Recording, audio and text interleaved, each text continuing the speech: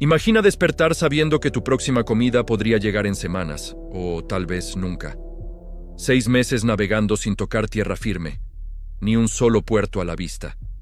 Las provisiones agotándose día tras día mientras el horizonte sigue mostrando solo agua, agua interminable.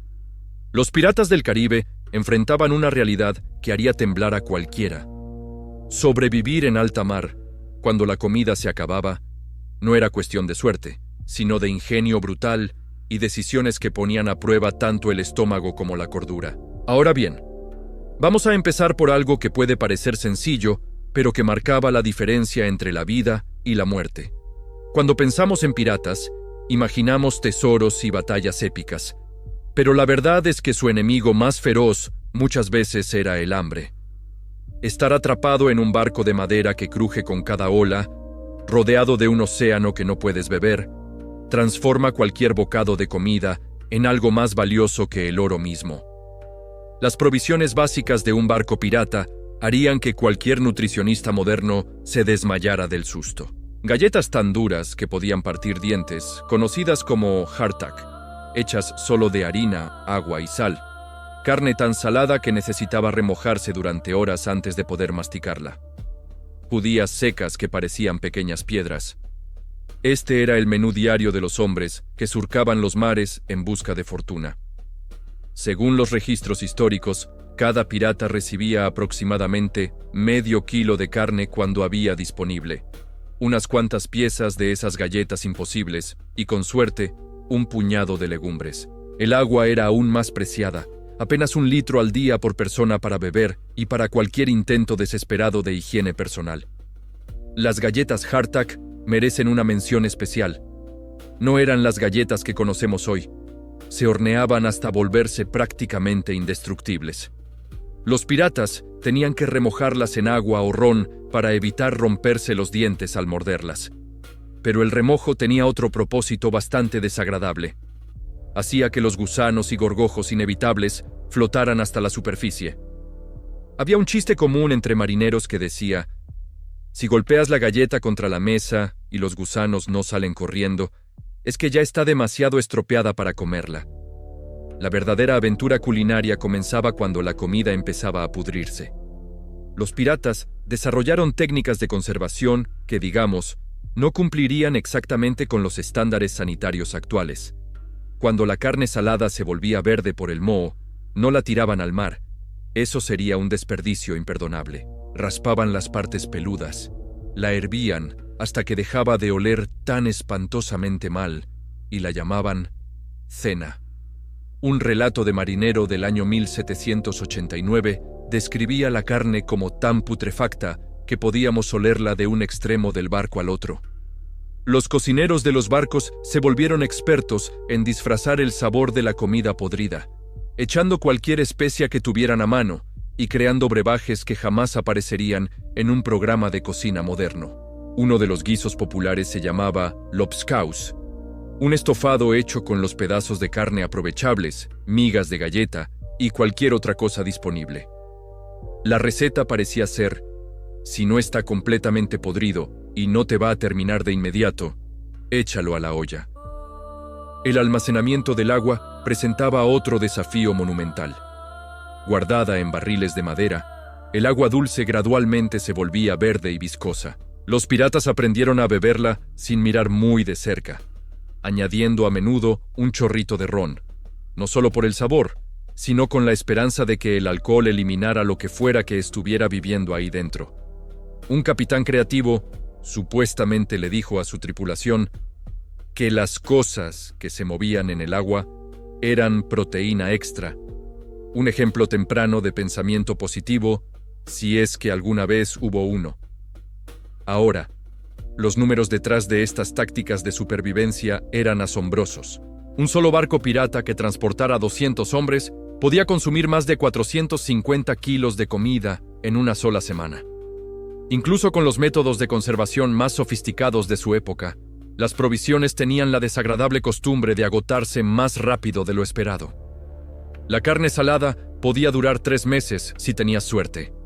El hardtack podía sobrevivir 6 meses si los gorgojos no se lo reclamaban primero. Las judías secas podían estirarse hasta 4 meses con un racionamiento cuidadoso. Las tripulaciones piratas más exitosas aprendieron rápidamente que ningún racionamiento cuidadoso podía cambiar un hecho simple. Una tripulación hambrienta era una tripulación peligrosa.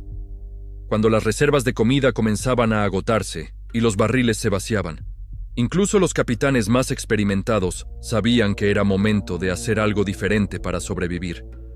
Cuando tus reservas de comida se están acabando y la tienda de comestibles más cercana está a varios cientos de kilómetros de océano, te vuelves creativo. Los piratas no se quedaban esperando milagros divinos. Tomaban el asunto en sus propias manos, desarrollando un sistema sofisticado de lo que educadamente llamaban adquisición de recursos. Los piratas más exitosos no siempre cazaban galeones españoles cargados de oro. Sus objetivos principales eran humildes barcos mercantes que transportaban algo mucho más valioso que metales preciosos: comida real. Estos barcos de suministros, normalmente con destino a asentamientos coloniales, eran supermercados flotantes de su época. Una sola incursión exitosa podía conseguir barriles de bacalao salado, sacos de harina, ruedas de queso y cajones de frutas secas. Una tripulación pirata particularmente afortunada en el año 1716 capturó un barco mercante que transportaba suficiente comida para alimentar a toda su tripulación durante 6 meses, incluyendo para deleite de todos 12 barriles de vino y una rueda de queso más grande que el timón de su barco. Los piratas se volvieron expertos en rastrear estas rutas de suministro. Sabían exactamente cuándo los barcos mercantes saldrían de los puertos europeos cargados de provisiones, y estudiaban los patrones climáticos para predecir dónde estos barcos buscarían refugio durante las tormentas. Los asaltos en sí requerían planificación cuidadosa.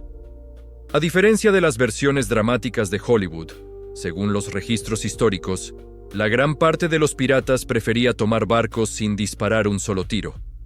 Su táctica favorita era simple: intimidación. Un capitán mercante enfrentándose a una tripulación de piratas hambrientos generalmente tomaba la sabia decisión de entregar sus provisiones en lugar de arriesgar una pelea. Los asentamientos costeros eran otro objetivo, aunque estos asaltos requerían más delicadeza. Los piratas enviaban exploradores a tierra disfrazados de marineros ordinarios para evaluar qué aldeas tenían los mejores suministros. No solo buscaban comida almacenada. El ganado era un premio particularmente precioso. Una tripulación pirata, en el año 1718, se llevó un rebaño entero de ovejas de una isla caribeña. La logística de estos asaltos era sorprendentemente compleja. Los piratas necesitaban asegurarse de tener suficiente espacio de almacenamiento para sus suministros recién adquiridos.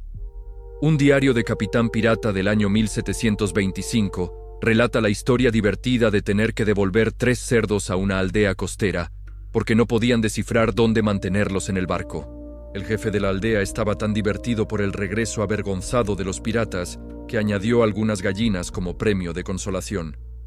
Mucho más fáciles de almacenar. Los piratas más exitosos desarrollaron una reputación de ser selectivos en sus objetivos y relativamente justos en sus tratos.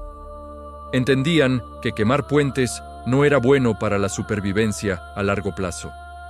Algunas tripulaciones incluso establecieron acuerdos informales con ciertas comunidades costeras, protección contra otros piratas a cambio de acceso confiable a suministros. Los registros históricos sugieren que hasta el 70% de los asaltos piratas se centraban principalmente en adquirir suministros en lugar de tesoros. Un barco bien abastecido valía más que una bodega llena de oro. Después de todo, no puedes comerte las monedas. Todas estas elaboradas operaciones de recolección de suministros funcionaban bastante bien cuando los mares estaban ocupados con barcos mercantes y los asentamientos costeros estaban al alcance. Pero ¿qué pasaba cuando los piratas se encontraban en aguas más vacías, lejos de cualquier objetivo potencial? Ahí es cuando tenían que recurrir a otra fuente de alimentos, el buffet más grande del mundo, el océano mismo. Por supuesto, este restaurante particular tenía algunos métodos de servicio interesantes, elementos del menú cuestionables y absolutamente ninguna política de reembolso. Los conceptos básicos de la pesca, a bordo de un barco pirata, habrían hecho que cualquier pescador profesional se rascara la cabeza. Intenta lanzar una línea mientras tu punto de pesca está a la deriva con las corrientes. Tu cubierta se inclina con cada ola y la mitad de tu tripulación intenta no perder el desayuno por las barandillas. El diario de un pirata del año 1722 señalaba: «No pescamos nada hoy, excepto el sombrero del capitán. Los peces parecían tener mejor sentido que morder». Los piratas desarrollaron sus propias técnicas de pesca únicas. Se arrastraban grandes redes detrás de los barcos durante los periodos lentos, aunque esto a veces resultaba en capturas que nadie sabía muy bien qué hacer con ellas. Una tripulación sacó una red llena de medusas y pasó la siguiente hora debatiendo si estaban lo suficientemente desesperados como para intentar comerlas.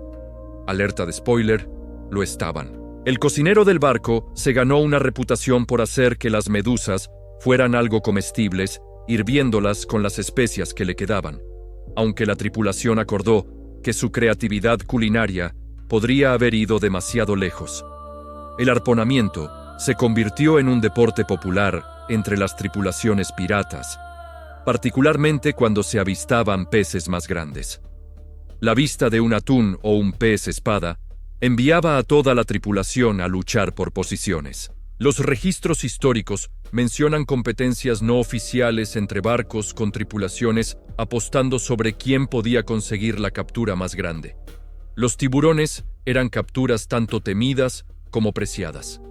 Algunos piratas creían que comer carne de tiburón les daría la fuerza y ferocidad de la criatura, aunque la gran parte se habría conformado con solo llenar sus estómagos.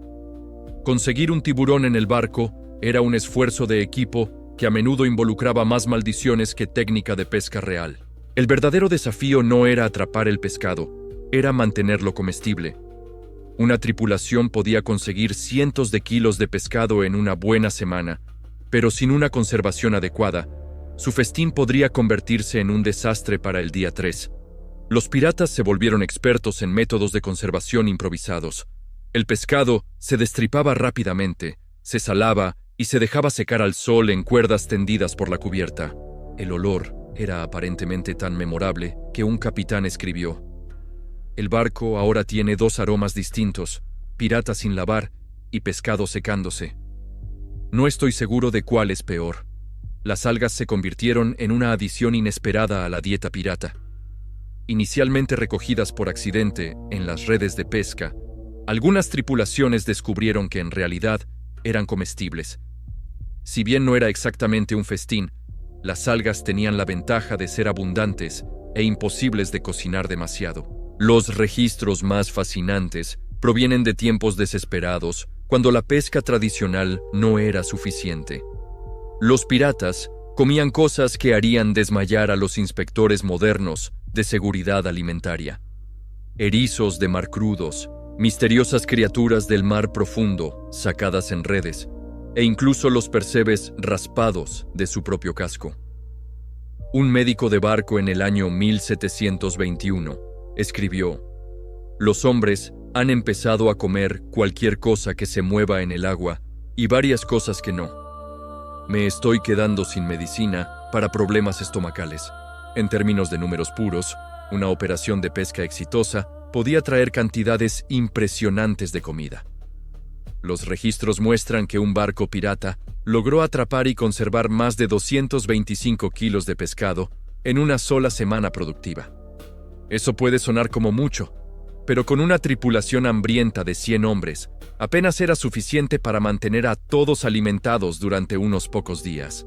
Sin embargo, el desafío real no se trataba solo de cantidad. Los viejos lobos de mar que habían pasado décadas en el mar sabían que la supervivencia requería algo más que llenar estómagos con lo que fuera que nadara cerca. Cada mes que pasaba, traía nuevas lecciones sobre lo que el cuerpo humano necesitaba para soportar la vida en las olas. Meses en el mar cobraban su precio en las tripulaciones piratas de maneras extrañas y aterradoras. Primero venían las encías sangrantes, convirtiendo tareas simples como comer esas galletas duras, de meramente desagradables a francamente dolorosas. Luego, los dientes comenzaban a tambalearse en sus cavidades. Una broma particularmente cruel para piratas que necesitaban verse feroces. Finalmente, las heridas viejas se reabrirían misteriosamente y aparecían moretones nuevos de la nada. El culpable era una enfermedad astuta llamada escorbuto. El escorbuto era la historia de terror de los mares, acabando con más marineros en los siglos XVII y XVIII que tormentas, naufragios y peleas con espadas combinados. El diario de un capitán del año 1742 lo describió como una plaga peor que cualquier cañón español. Algunos viajes largos perdieron hasta el 60% de su tripulación ante este enemigo invisible. Los piratas podrían no haber sabido sobre la vitamina C, pero sabían que algo andaba mal cuando su tripulación comenzaba a desmoronarse literalmente. La vista de un marinero duro como las rocas llorando porque se le cayeron los dientes mientras comía era suficiente para que cualquier capitán buscara soluciones desesperadas. La búsqueda de remedios llevó a algunos experimentos bastante salvajes. Algunas tripulaciones creían que beber agua de mar en pequeñas dosis podría ayudar. No ayudaba. Otros intentaron hacer té con fibras de cuerda, que probablemente sabía tan bien como suena. Una tripulación particularmente desesperada intentó curar su escorbuto comiendo sus botas de cuero, razonando que si las cáscaras de cítricos funcionaban, tal vez otras cáscaras también lo harían. Las agujas de pino se convirtieron en un héroe inesperado en la lucha contra el escorbuto. Algunas tribus nativas enseñaron a los piratas que estos verdes puntiagudos contenían algo que mantenía la temida enfermedad a raya. Las tripulaciones inteligentes se abastecían de agujas de pino cada vez que tocaban tierra, preparándolas en un té que sabía a Navidad salida mal, pero ayudaba a mantener sus dientes en sus cabezas. Los asaltos costeros tomaron un nuevo propósito cuando las tripulaciones entendieron la importancia de la comida fresca. Los piratas se volvieron botánicos sorprendentemente conocedores, capaces de identificar plantas ricas en vitamina C de un vistazo. Asaltaban aldeas no solo por oro, sino por jardines. Algunas de las tripulaciones más innovadoras intentaron la jardinería oceánica. Llenaban barriles con tierra durante los asaltos terrestres e intentaban cultivar hierbas y pequeñas verduras en cubierta. Estos jardines flotantes fracasaban miserablemente en su totalidad, aunque una tripulación exitosa logró mantener vivo un pequeño parche de hierbas durante varios meses. Su secreto: usaban el guiso de pescado rechazado del cocinero como fertilizante. Efectivo, pero aparentemente el olor hacía que el deber de guardia cerca del jardín fuera una asignación impopular. Se corrían historias de una misteriosa bebida fermentada que algunos piratas elaboraban con cualquier material vegetal que pudieran encontrar. La receta variaba de barco a barco, pero generalmente implicaba dejar restos de frutas, cáscaras de verduras y cualquier cosa verde que pudieran encontrar remojándose en agua hasta que comenzara a burbujear. El brebaje resultante probablemente no ganaría ningún premio en una cata de vinos, pero ayudaba a mantener el escorbuto a raya. A pesar de todos sus intentos creativos de prevención, la cura más confiable seguía siendo llegar a tierra y encontrar comida fresca. La mera vista de una costa verde podía revivir el espíritu de una tripulación azotada por el escorbuto. Los registros cuentan de un barco pirata que hizo una parada de emergencia en una pequeña isla y toda la tripulación pasó 3 días sin hacer nada más que comer fruta fresca. Entre luchar contra las enfermedades y mantener a todos alimentados, el trabajo de un capitán pirata nunca terminaba. Vivir meses en el mar requería algo más que buena planificación e ingenio. Un pirata hambriento era un pirata peligroso, pero una tripulación enloquecida por meses en el mar era la peor pesadilla de cada capitán. El horizonte interminable, los cuartos estrechos y la preocupación constante sobre de dónde vendría la próxima comida podían quebrar incluso a los marineros más duros. Ahí es donde entraba en juego el verdadero arte del liderazgo pirata. La base de la supervivencia era el código pirata. No solo un conjunto de pautas sobre cómo compartir tesoros, sino reglas estrictas sobre la distribución de alimentos. Estas no eran sugerencias escritas en lenguaje elegante, eran leyes de supervivencia talladas en la cultura misma del barco. Robar comida de las reservas comunes a menudo se castigaba más duramente que robar oro.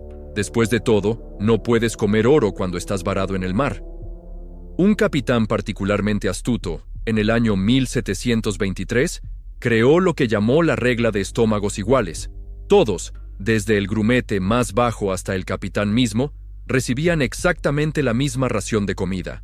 Cuando su tripulación cuestionó por qué renunciaría al privilegio tradicional del capitán de mejores comidas, respondió: un capitán con el estómago lleno comandando hombres hambrientos, pronto se encuentra ni lleno ni capitán. La regla se mantuvo y su tripulación permaneció notablemente leal a través de varios viajes brutales. Los piratas se volvieron maestros en distraerse de sus estómagos gruñones. Las canciones de marineros no eran solo canciones divertidas, eran herramientas de supervivencia.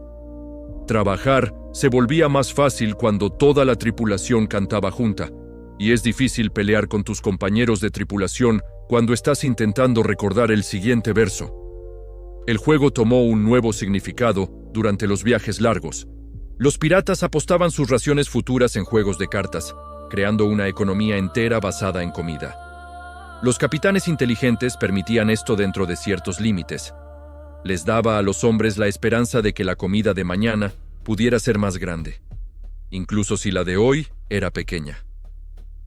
Las tripulaciones piratas más exitosas trataban sus barcos como aldeas flotantes, completas con sus propias tradiciones y celebraciones. Marcaban el tiempo no solo por la luna y las estrellas, sino por pequeñas victorias, días de pesca exitosos, sobrevivir tormentas o encontrar un barril de ron que no se había echado a perder. Los libros de registro de varios barcos piratas revelan un patrón interesante. Las tripulaciones que mantenían una fuerte unidad tenían una tasa de supervivencia casi el doble que la de los barcos donde la disciplina se desmoronaba. Un documento del año 1735 cuenta de un capitán que renunció a sus propias raciones durante 2 semanas para alimentar a miembros enfermos de la tripulación, ganando tal lealtad que sus hombres lo siguieron durante 3 años más de viajes brutales. Las historias más fascinantes provienen de tripulaciones que convirtieron la supervivencia misma en una fuente de orgullo. Creaban rituales elaborados alrededor de las horas de comida, tratando incluso la porción más pequeña de pescado salado como un festín digno de reyes. El diario de un barco describe cómo se turnaban contando historias durante las comidas, con el mejor narrador ganando una pequeña porción extra. La práctica no solo hacía que las comidas escasas duraran más, sino que mantenía el espíritu de la tripulación arriba durante los tiempos más difíciles. Los piratas que vivían meses en el mar aprendieron que la supervivencia no se trataba solo de tener suficiente comida. Se trataba de mantener tu humanidad cuando el océano parecía determinado a quitártela. Las tripulaciones que se mantenían unidas, compartían por igual y mantenían su sentido del humor eran las que sobrevivían los viajes más largos. Cada viejo lobo de mar sabía que la unidad de una tripulación valía más que toda la comida en la bodega de un mercante. A través de tormentas y calma, festín y hambruna, estos marineros crearon una cultura de supervivencia que los métodos modernos no podrían igualar. Sus métodos no siempre eran bonitos, sus bromas no siempre eran limpias y sus soluciones no siempre eran ortodoxas, pero hacían lo que tenía que hacerse para mantener a sus tripulaciones vivas y más o menos cuerdas en el horizonte azul interminable. Y es precisamente esa capacidad de adaptarse, de encontrar soluciones donde parecía no haberlas, de mantenerse unidos cuando todo se desmoronaba, lo que nos enseña algo valioso, incluso hoy, porque al final, no importa cuán desesperada parezca la situación, siempre hay una manera de salir adelante cuando trabajamos juntos y nos negamos a rendirnos. Lo fascinante es que estas lecciones de supervivencia pirata no terminaban cuando el barco llegaba a puerto. Muchas tripulaciones descubrieron que los conocimientos adquiridos en alta mar les convertían en personas completamente diferentes cuando volvían a pisar tierra firme. Habían aprendido algo que pocos entendían realmente. El valor auténtico de las cosas simples.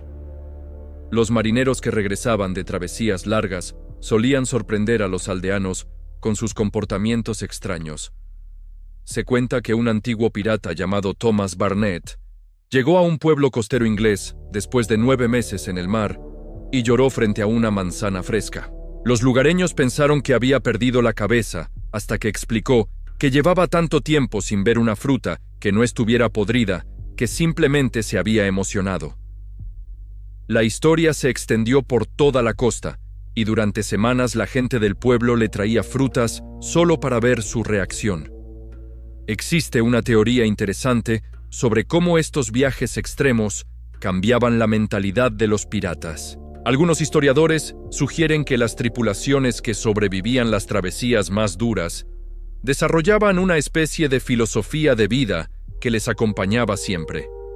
Aprendían que acumular riquezas no tenía sentido si no podías disfrutarlas, que compartir era más inteligente que acaparar, y que cuidar de tu gente era la inversión más rentable. Las leyendas hablan de capitanes piratas que se retiraban y abrían tabernas donde la comida era gratuita para marineros necesitados. No sabemos con certeza si todas estas historias son verdaderas, pero los registros portuarios del Caribe mencionan varios establecimientos conocidos por su generosidad hacia navegantes hambrientos. Uno de estos lugares supuestamente tenía una regla simple.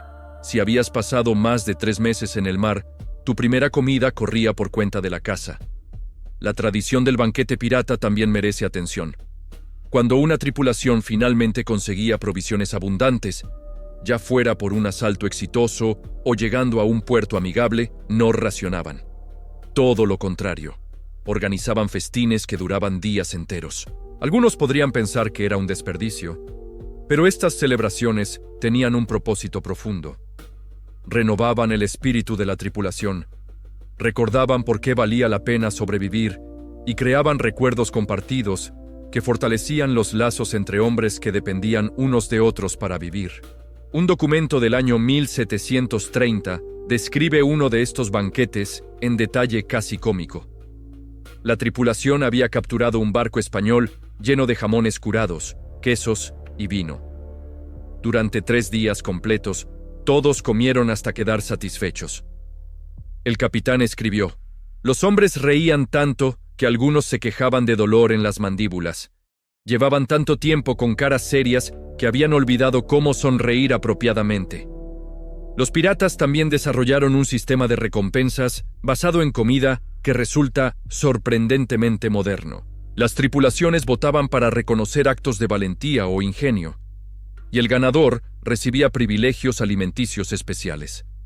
Podía ser una ración doble durante una semana, acceso al mejor pescado o el derecho de elegir primero cuando había frutas frescas. Este sistema mantenía la motivación alta y daba a cada hombre algo concreto por lo que esforzarse. Hay indicios de que algunas tripulaciones piratas llevaban diarios colectivos donde registraban recetas y técnicas de supervivencia. Estos cuadernos pasaban de barco a barco, acumulando conocimiento con cada viaje. Se mencionan en varios textos históricos, pero ninguno ha sobrevivido completo hasta nuestros días. Algunos fragmentos recuperados muestran anotaciones curiosas como: el cocinero Murphy descubrió que añadir melaza al pescado seco lo hace casi comestible. O 3 días de viento del norte significa pesca abundante, preparad las redes. La relación entre piratas y comunidades costeras era más compleja de lo que suele contarse.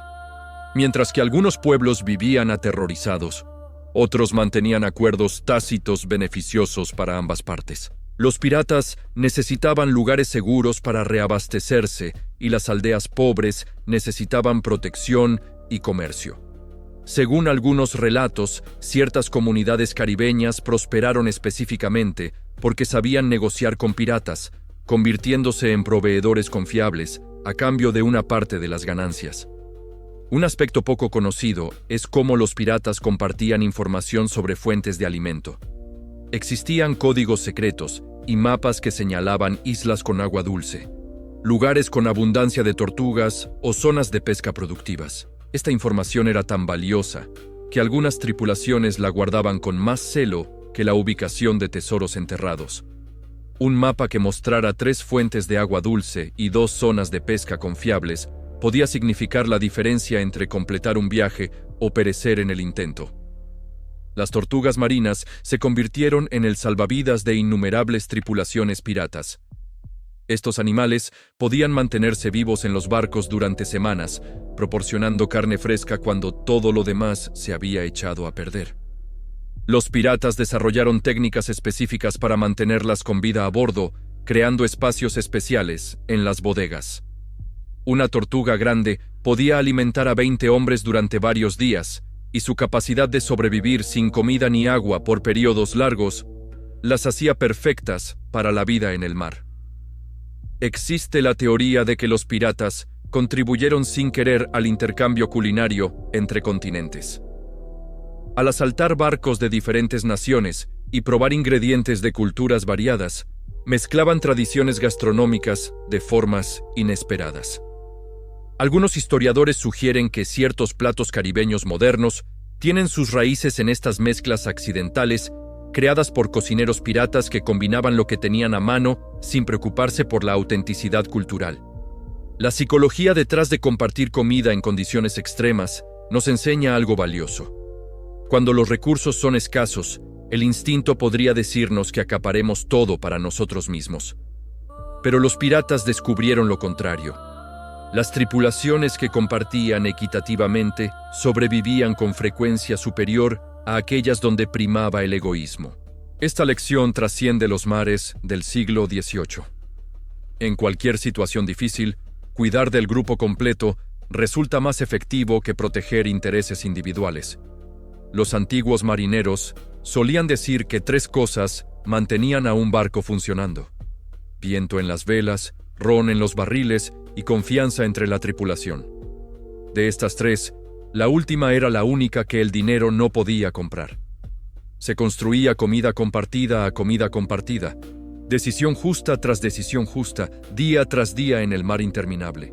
Cuando miramos estas historias desde nuestra perspectiva moderna, con supermercados en cada esquina y comida disponible con solo pulsar un botón, resulta fácil olvidar lo precaria que era la existencia para estos hombres. Pero su legado no es solo de violencia y tesoros robados. También nos dejaron ejemplos de ingenio humano, adaptabilidad y la importancia fundamental de cuidarnos unos a otros cuando las cosas se ponen difíciles. Cada vez que compartimos una comida con amigos, cada vez que ayudamos a alguien necesitado, cada vez que elegimos la generosidad sobre el egoísmo, estamos aplicando las mismas lecciones que aquellos piratas aprendieron de la forma más dura posible. Ellos no tenían opción, nosotros sí. Y eso hace que nuestras decisiones importen aún más. La próxima vez que te sientes a comer, tómate un momento para apreciar no solo la comida en tu plato, sino también las personas con quienes la compartes. Los piratas del Caribe habrían dado todo su oro por lo que muchos de nosotros damos por sentado cada día: una comida caliente, agua limpia y compañía confiable. No necesitamos enfrentar meses de hambre en alta mar para valorar estas cosas. Solo necesitamos recordar que otros lo hicieron y que sus historias nos enseñan que lo verdaderamente valioso nunca fue el tesoro. Siempre fue sobrevivir juntos para ver otro amanecer. Lo que muchos no saben es que algunos piratas llevaban diarios personales donde anotaban sus experiencias más íntimas con la comida. Uno de estos escritos, encontrado en los archivos de Port Royal, describe cómo un marinero llamado William Davis guardaba pequeñas porciones de su ración diaria durante semanas enteras. No era codicia. Estaba ahorrando para el cumpleaños de su compañero de camarote. El día señalado le presentó lo que había reunido: 3 galletas hardtack menos roídas por los gorgojos, un trozo de carne salada del tamaño de su pulgar y medio vaso de ron que había conseguido intercambiando parte de su tabaco. El gesto conmovió tanto a la tripulación que iniciaron una tradición. Cada hombre guardaba algo pequeño durante el año para celebrar los cumpleaños de sus compañeros. No era mucho, pero transformaba un día ordinario en algo especial. Las celebraciones en los barcos piratas iban más allá de los cumpleaños. Algunas tripulaciones creaban lo que llamaban días de memoria. Escogían una fecha al azar cada mes, y ese día todos compartían historias sobre la mejor comida que habían probado en tierra. Los relatos se volvían tan detallados que casi podían saborear los guisos de sus madres o el pan recién horneado de las panaderías portuarias. Esta práctica servía a un propósito psicológico importante. Les recordaba que existía un mundo más allá del barco, un lugar al que esperaban regresar algún día. Algunos estudiosos plantean la teoría de que los piratas desarrollaron una forma primitiva de lo que hoy llamaríamos gestión del estrés colectivo. Cuando las tensiones subían por el hambre o el cansancio, los capitanes más experimentados organizaban competencias absurdas que mantenían a la tripulación entretenida. Había concursos de quién podía masticar una galleta hardtack más rápido sin usar agua, o apuestas sobre cuántos gorgojos saldían de una sola galleta al golpearla. Suena ridículo, pero funcionaba. La risa compartida reducía las fricciones y recordaba a todos que estaban en esto juntos. Las cartas entre piratas capturados revelan algo inesperado sobre su relación con la comida. Varios escribieron a sus familias describiendo no los tesoros que habían conseguido, sino las comidas que planeaban disfrutar si alguna vez recuperaban su libertad.